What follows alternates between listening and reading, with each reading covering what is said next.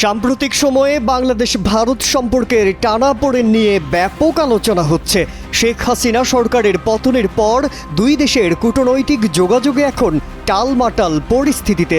অবশ্য সুসম্পর্ক ফিরিয়ে আনতে কাজও চলমান। চাঞ্চল্যকর তথ্য হলো, এরই মধ্যে দিন যত গড়াচ্ছে ভারত বাংলাদেশ সীমান্তে ততই অতিরিক্ত বিএসএফ মোতায়েন করছে। সীমান্তে উত্তেজনা কমাতে নাকি চোরাচালান বন্ধে এমন উদ্যোগ নিচ্ছে ভারত, এ বিষয়ে বিতর্ক রয়েছে।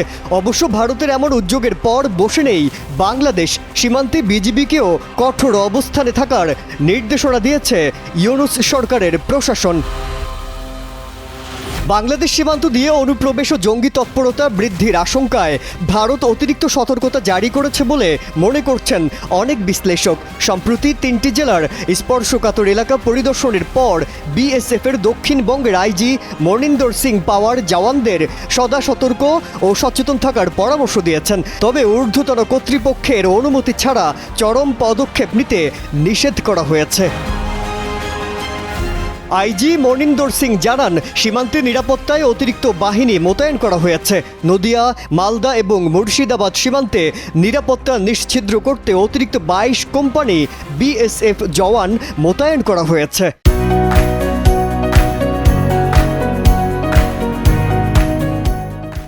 জানা গেছে, রাতে নজরদারির জন্য সর্বত্র নাইট ভিশন ক্যামেরা বসানো আছে। সীমান্ত লাগোয়া গ্রামগুলোতে গোয়েন্দাদের শক্তিশালী নেটওয়ার্ক তৈরি করার নির্দেশও দেওয়া হয়েছে বলে জানা গেছে। এ বিষয়ে বিএসএফের পক্ষ থেকে বলা হয়েছে, যেখানে কাঁটাতার নেই সেখানে বেড়া দেয়া হচ্ছে, যেখানে বেড়া নেই সেখানে অনুপ্রবেশ হচ্ছে, এটা সঠিক তথ্য নয়। ওই জায়গাগুলোতে টহল বাড়ানো হয়েছে। সিসিটিভি, রাতে ফ্লাড লাইট রয়েছে। সীমান্তের একদিকে বিএসএফ, অন্যদিকে বিজিবি, দুই বাহিনীর সঙ্গে ভালো যোগাযোগ আছে। সব সময় চেষ্টা থাকে যাতে কোনো অনুপ্রবেশ যেন না ঘটে।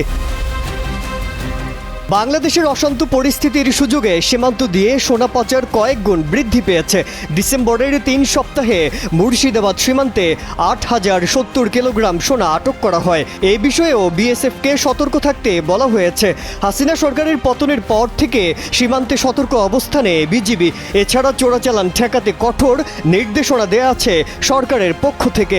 যদিও প্রায় গণমাধ্যমের শিরোনামে উঠে আসে বিএসএফের গুলিতে সীমান্তবর্তী বাংলাদেশিদের নিহতের খবর। এ বিষয়ে বিজিবি বিএসএফ প্রধানরা বৈঠকের মাধ্যমে এর সমাধান করার আপ্রাণ চেষ্টা চালিয়ে যাচ্ছেন। মাজহারুল আলম, কালের কণ্ঠ।